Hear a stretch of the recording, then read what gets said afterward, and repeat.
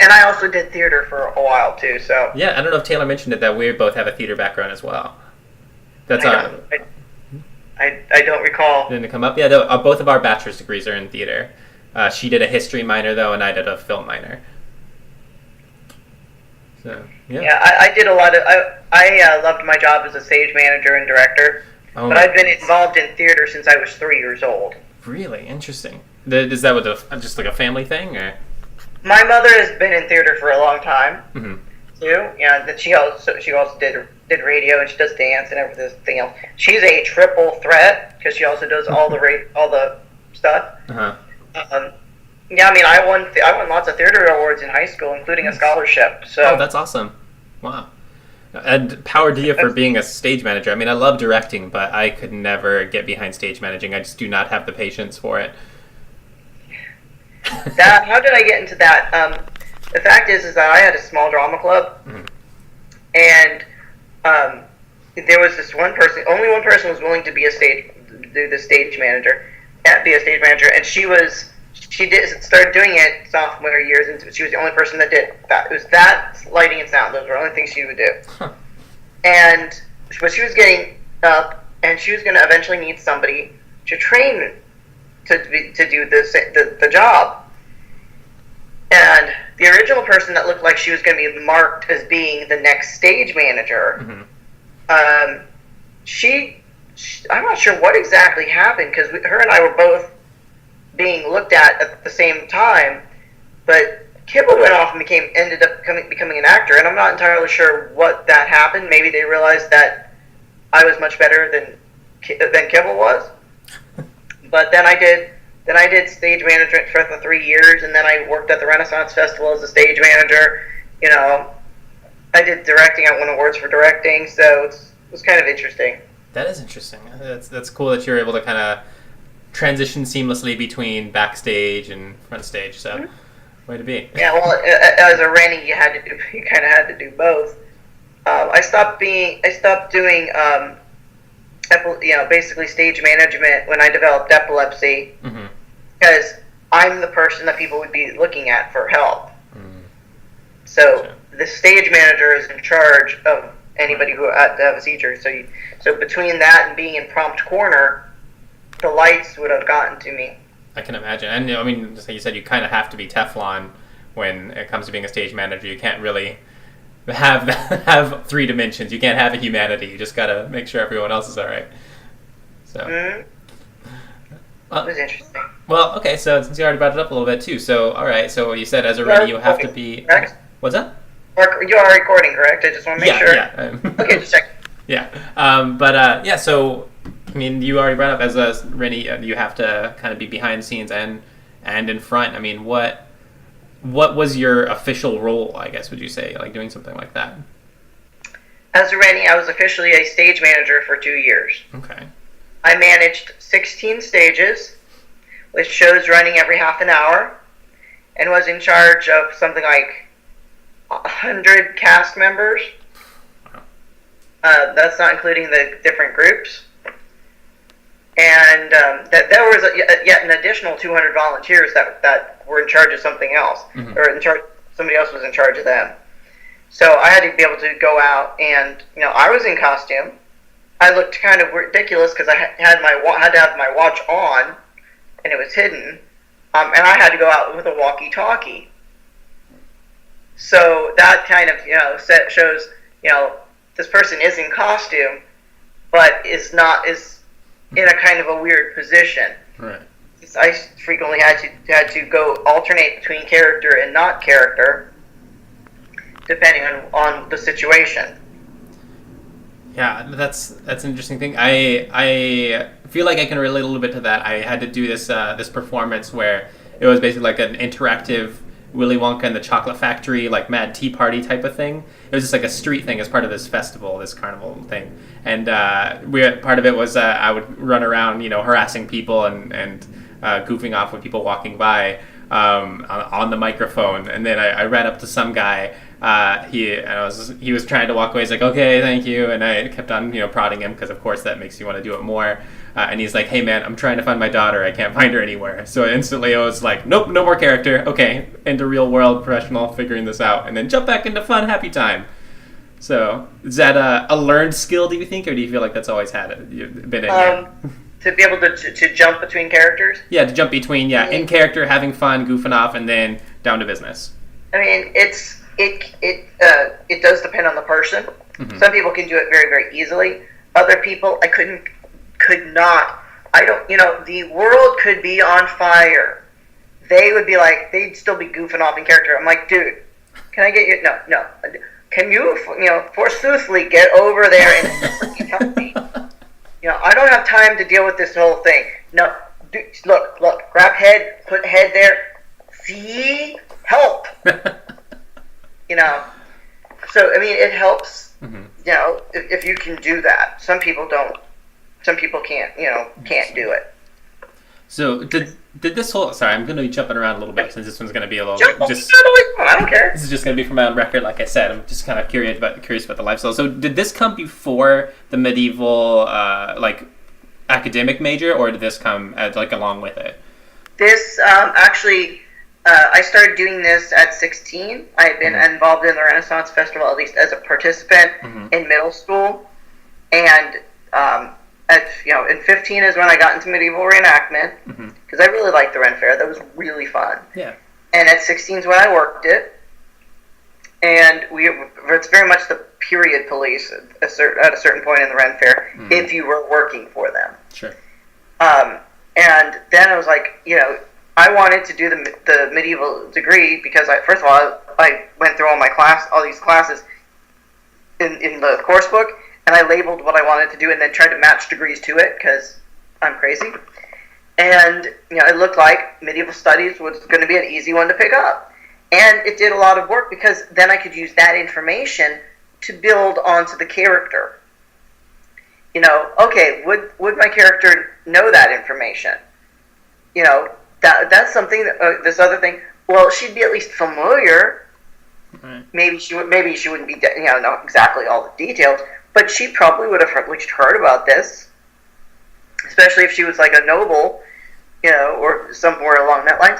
She'd hear about that. I took Latin because first of all, it's going to be easy to pass the damn test, but also because If Celestia was going to know another language, she probably would have at least been able to do some Latin. Sure. So I took Latin. So a lot of those type of things were that. And at one point, I was like, these are all great information. These medieval studies would be great with a theater degree because mm-hmm. now you dramaturge. Yeah, dramaturgy goes a long way. Everyone needs dramaturge. Yeah, so it was kind of very helpful, and I can still I've actually used more of my medieval studies degree than any other degree I've gotten. Interesting. That's cool. Now, as you so patiently pointed out to me before we started talking, there is a distinct difference between reenactment and role-playing. So, would you say that's kind of the key to it is, accuracy, attention to detail, or... Well, there's that, mm-hmm. and also... the LARPers, mm-hmm. Vampire the Masquerade or whatever, which my husband does do. That's what he LARPed. Several members of the SCA did that. Now they're doing that for the Rennies and the Scadians. This is an extension of ourselves. This isn't us playing a vampire going. Ugh. No, this is us. We have society names, and when we are in that outfit, or even when we're not in that outfit, if we're just with other Scadians, we're referred to by that name. Interesting. So it's much more closer to us. I see. There are people that do this that they don't work to work. They work to go to events. The amount of money that they spend in their costumes. My original Renaissance costume, I had to buy stuff piece by piece. It was probably over $300. Wow. Okay, the LARPers are usually not spending $300 on that. This is a game to them. Mm. This is our major source of hobby. Yeah. Gotcha. So it ends up being kind of ridiculous. I see. So it's played with, I guess, more respect, would you say? It is, and I mean, we also have what we jokingly call the period police. At least in the SCA, we have the period police, and you just have not experienced these people until you've experienced these people. They're the ones they will go with a microscope and inspect your crap for accuracy. Oh my gosh! I mean, you better not be able to just throw stuff together. Yeah. If you say that, okay, I am from 1310. 1310. That's when my persona was around. That's the year I am in right now. Sure. Heaven help you if you find something. If you are off by like 5 years in some little minor thing that you do that you have on you, they will call it. Now, is that just? I mean, is there any real consequence to that, or is it just the irritation of somebody telling you that you're not accurate? Depending on where you are, it could be a bigger problem. Like at the Renaissance Festival, you know, you would if they were going to do that, Mm-hmm. you would be required to change your costume. Wow.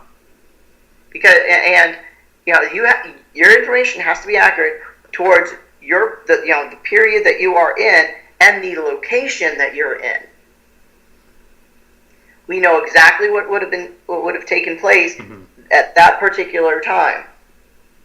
You know, outfits that were in Italy at that time, they're not going to make it to England for another 100 years. Right. Okay, so there's just a huge amount of prior research you'd be doing. Just you can't. Yeah, some people have to really get into their research.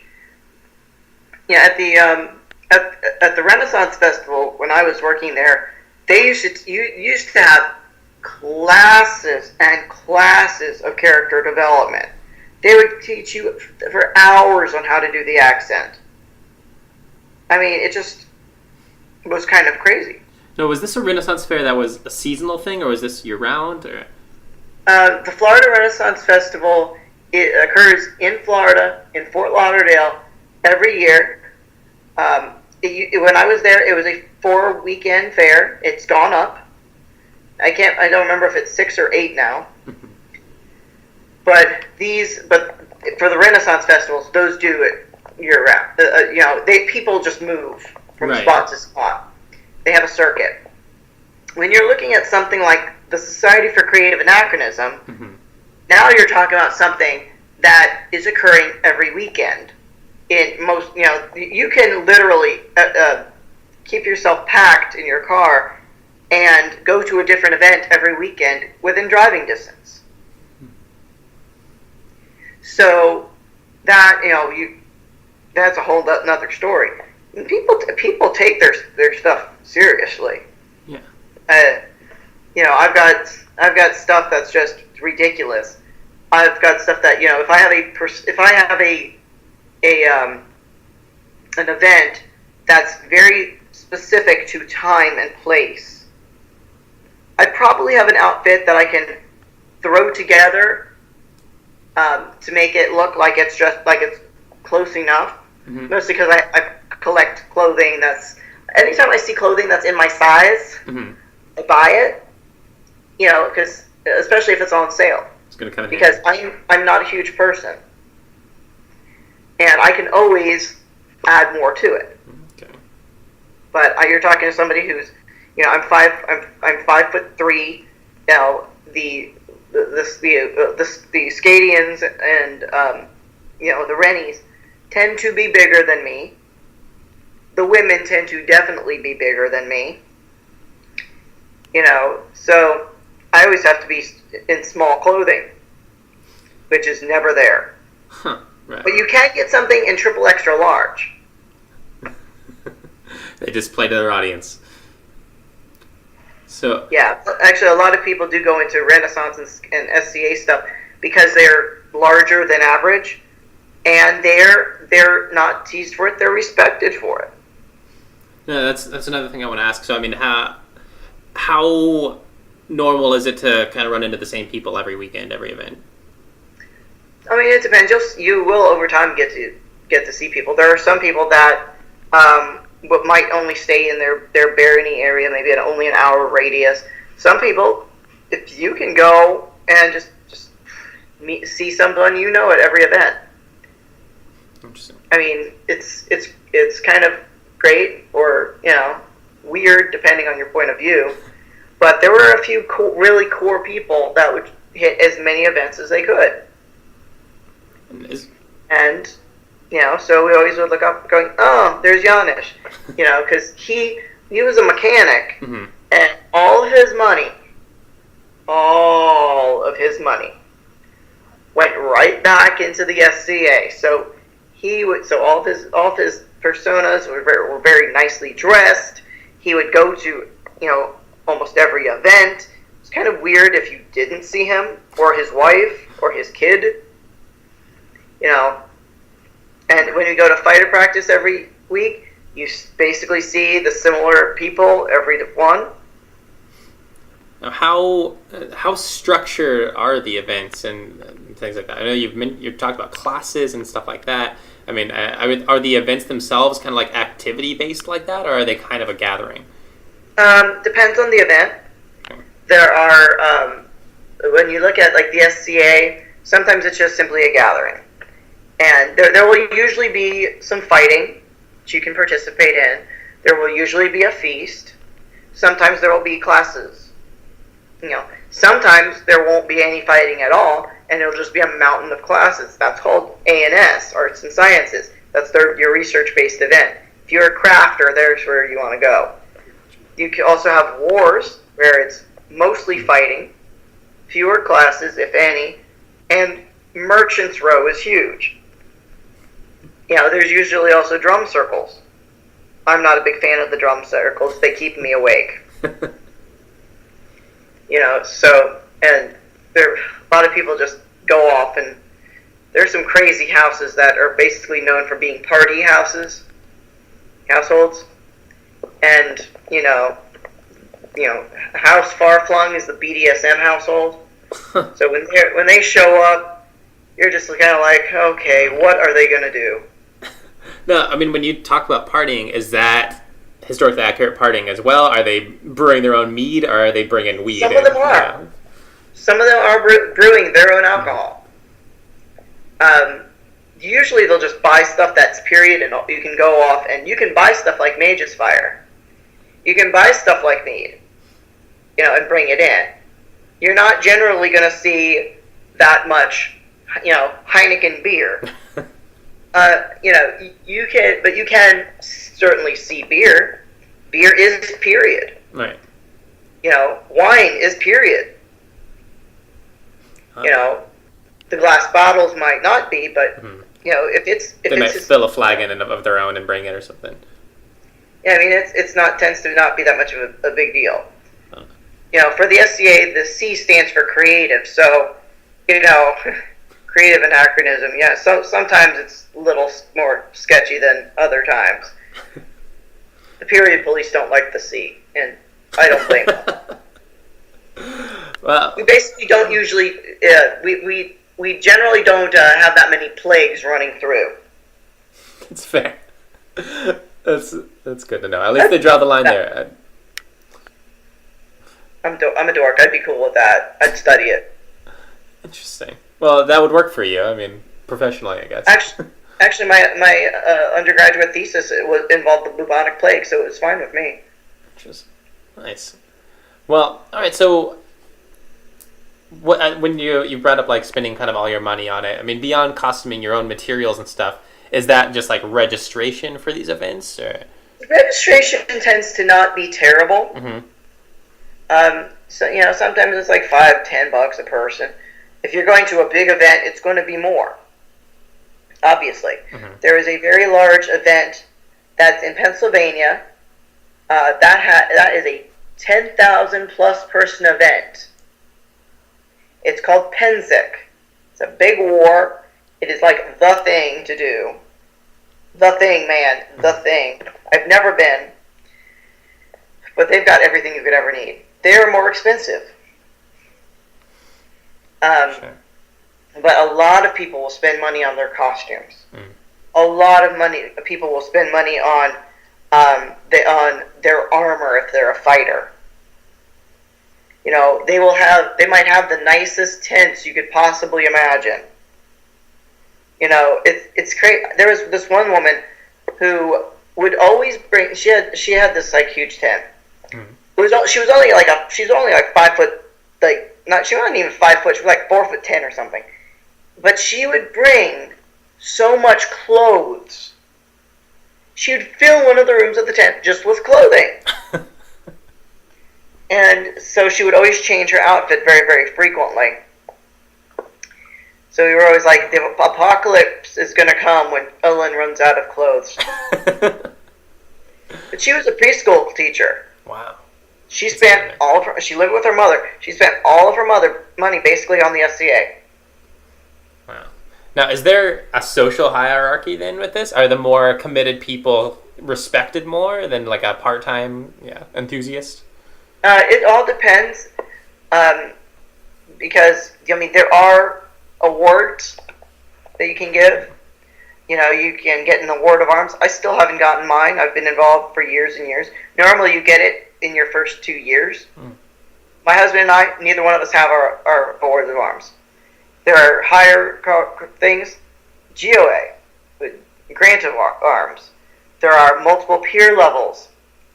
You know that you can become the king if you are very good at fighting. You know, there are various hierarchies, and you know you'll give some respect, but usually most people are down to earth. Like, you know, I met a couple dukes, which means they've been king at least twice. So. And who's in charge of dealing those out? Is it just like a chapter president type of thing, or? No. When dealing out the king stuff, you're actually fighting. There is a tournament. Right. And, you know, so it'll be like a round robin or whatnot, and whoever is the final winner of the tournament has become king. Is it just a fight till someone yields, or is there like some more? Yeah. Depending on where you're hitting. We use rattan things that are labeled. So if the part that's labeled as the sharp end hits your leg, you're making the assumption that you probably would have an injured leg, and you drop to your feet. Okay. Your legs.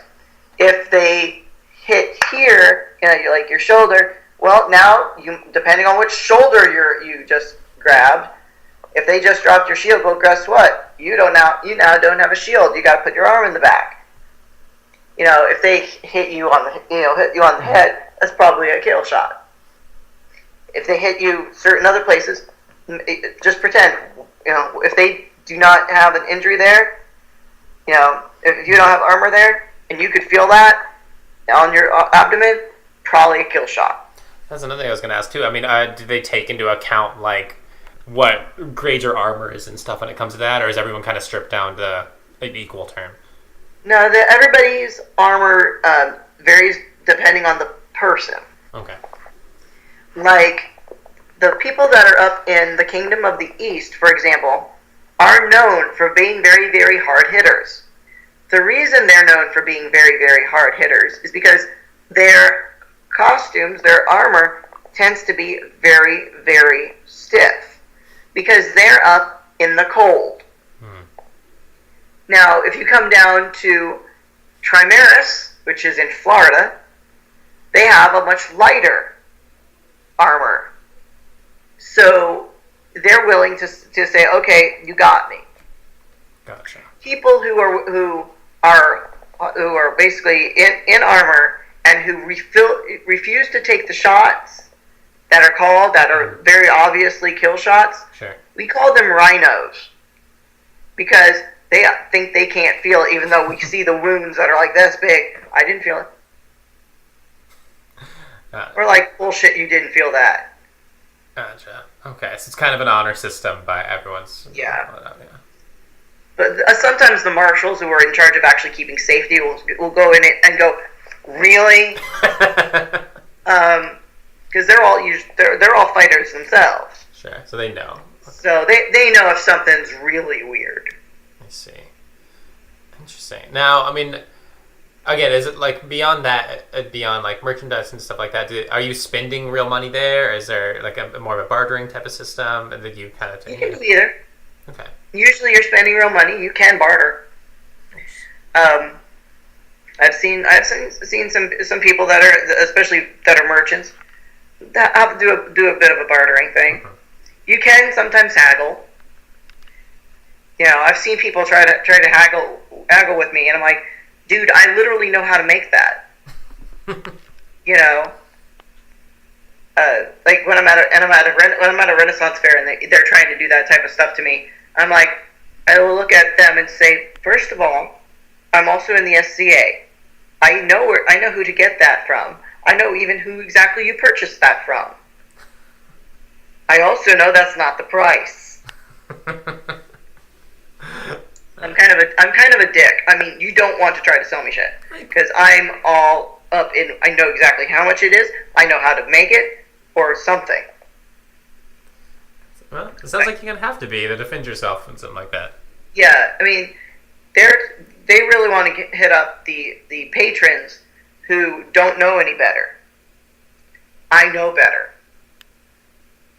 No, I also am very quick to show my ID showing, yeah, I'm a festival participant or whatnot. It's like, don't mess with me. Jumping back to the festival too, and I know we're running high on time too, so I'll wrap it up in a little bit. But ask as many questions as you want. I got time. Well, so for the actual kind of structured like seasonal Renaissance fair, I know with what you were saying before, like there's classes and stuff involved, and they do stay pretty diligent as far as accuracy goes. When like our local one, I'm in Phoenix, and we have one that comes through every year, obviously as well. But it does seem like that a lot of the what is the word I'm looking for? Entertainment, like more and more is like leading towards comedy, like a little more on the anachronistic side, that type of thing. Is that widespread or the comedy being more tailored to the audience will tend to be a little bit more like let's see. Okay, so what do you call a nun in a wheelchair? Virgin Mobile. So I mean that's a joke that Hey Nunny Nunny does. So the entertainment, the actual cast and crew, they're trying their best. The entertainment, all bets are off. Got it. That's just like an understanding everybody has. They're not going to. Yeah, I mean they're actually getting paid money to do this stuff. They need to make their living too. And anytime you see somebody say, "This really is how we make our living," and ask for tips, it literally is how they make their living. Give them $1. Okay, so they're not, that's something I had backwards in, because I assumed that most of the profit was coming from the tips, and that they actually had to pay like a booth fee, like an artist might at a fair. Yeah. Okay. They get some. They do get a very small salary as far as the people that are up on the stage doing stuff. Mm-hmm. Most of them are getting a little bit of money. Okay. And they are asking for tips because this is how they make their living, and that's going to help them eat. Got it. Now, if there's somebody who is very well known and the people are paying them very well, they might not ask for tips. Got it. The cast that's running around, they're not getting money at all. That's all volunteers. Yeah, most of them are volunteers. There might be a few people that are paid. Most of those are volunteers. So those are all locals then normally too, right? They don't travel with the... Yeah, they're frequently locals. Okay. Well, the paid ones, some of the paid ones are locals. Some of them just travel around. Like the people who are usually playing the king, their literal job is playing the king. They go to different festivals. They're playing the Bloody King. Okay. What about like artisans and stuff? Are they? Artisans have to pay a booth fee. Okay. Or buy their own booth. If you're looking at like the Georgia Renaissance Festival, to purchase a booth that's already there, it's about $10,000. Wow. So, and that's not a great festival. But you have to also build your own booth. Wow. So that's a purchase fee though, right? You pay $10,000 and that's yours as long as you use it for year after year? That would be a purchase for as long as you use it. Okay. There might be still an additional fee. Wow. Okay.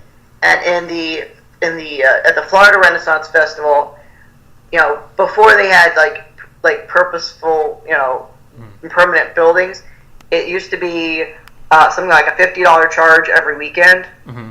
So they'd be charged like $400 or so. Got it. Okay. So there's like. So I'm sorry. Go ahead. So you have to make sure that you can sell, because you're also paying your employees too. I see. So are most of those artisans normally kind of catering their product towards what is going to sell easier than not necessarily what their focus might be? Or? Well, they're just going to try to get whoever to pay whatever for anything. Mm-hmm. Like Starfire swords, they know that they're going to sell stuff. Sure. Each sword is like $400. All you have to do is sell a sword and you're good. So they're making serious dough. If you're doing some of these other things, maybe not so much. I know somebody who was selling. Well, I know this because they had this. They gave me one. It was a bagel slicer. And it's this very old fashioned. The thing is like this big, and it's really, really ridiculous looking. I swear to God, but I have one. And I'm not sure I've ever seen them actually sell one. Oh my gosh. But yeah, I've seen them sell a few mugs, but not. Some people don't sell very much. When it comes to the more accurate, or I guess more involved pieces and stuff like that, do people who take it seriously actually purchase from the fairs, or they normally just have their local guy that they go to? Well, a lot of times, if they have something specific, you're not going to have a local guy necessarily to go to. You might have to talk to somebody at a festival and actually put in an order. Say, can you do this for me? Mm-hmm. And a lot of these guys do custom stuff, or can help arrange for custom stuff. Mm. Okay. And a lot of them have you're usually not speaking to the owner of the booth. Sure. Okay. You're usually speaking to a manager, while the owner is back home making stock. So it's very easy for you to do that, have them work it out. Okay. So they're just like, here, this is the owner. He does do commissions. Please contact him, and he'll be happy to help you. Gotcha. Oh, okay. Well, I mean, I think that's a lot of stuff for me to go off of. Thank you so much for being, so flexible, so patient. I mean, is there anything that you feel like somebody who doesn't do it should know, like any kind of things you always wanted to set the record straight on? Okay, let's see. Basically, treat them fine. Treat the Rennies fine. This whole patron thing that people do, dressing up, is really, really obnoxious. Because some of them are trying to get our festival employee discounts, which is not fair to us. We don't get paid. Okay? I was a ride operator. Those rides that are manual? I had to do that. Okay? We are not paid minimum wage. We're not. Wow. We are paid, based on how much people we can move. There were days where I made basically no money. Even the babysitters, you're lucky. You're lucky if you're getting $30 a day to handle a psychopathic 3-year-old. I know, because that's about how much I did one time. Yet, people just look homeless. Most of them actually have a place to live. And yes, a lot of people do enjoy this festival. Yes, some of them are very heavy into the drug scene. Not all of them. Yes, there are a lot of pagans and Wiccans there. Not everybody.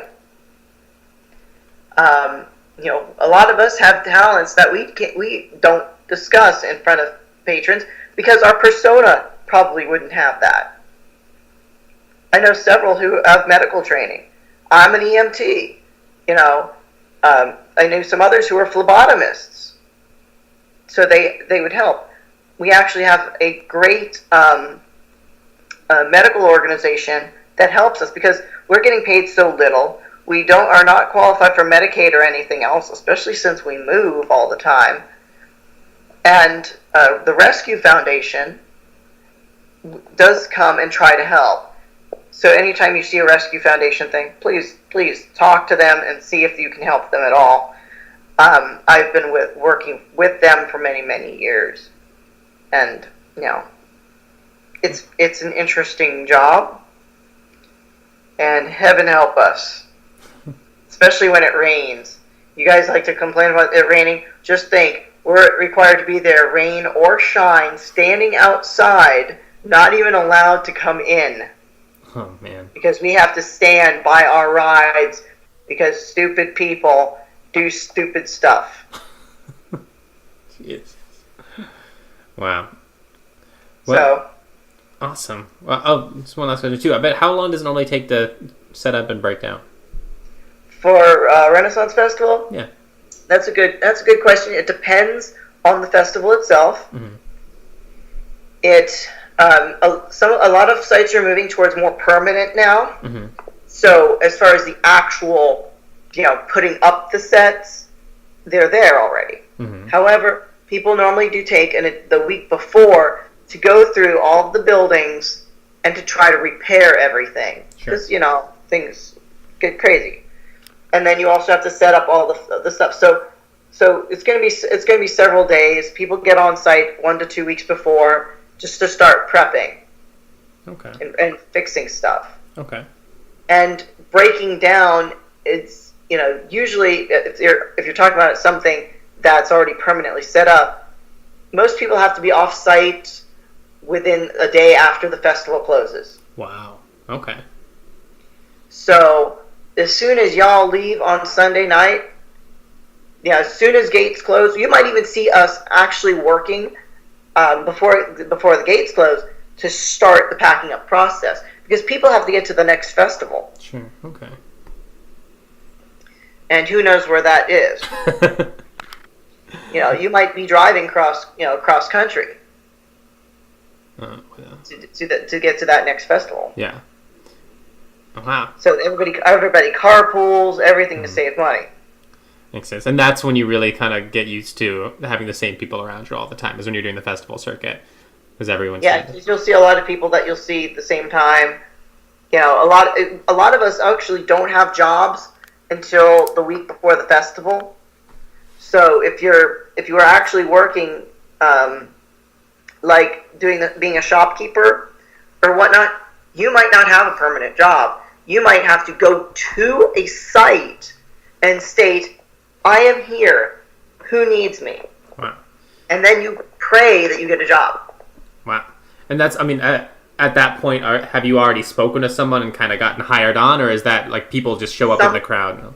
No, people show up in the crowd. Mm-hmm. If you're lucky, you already know that you're going to be doing this, you're going to be working there. Mm-hmm. Dragon Pets, you're going to be, if you were working for them, you're probably going to be working at the next festival. Gotcha. But not always. Wow. Especially if you're like one of the sales people.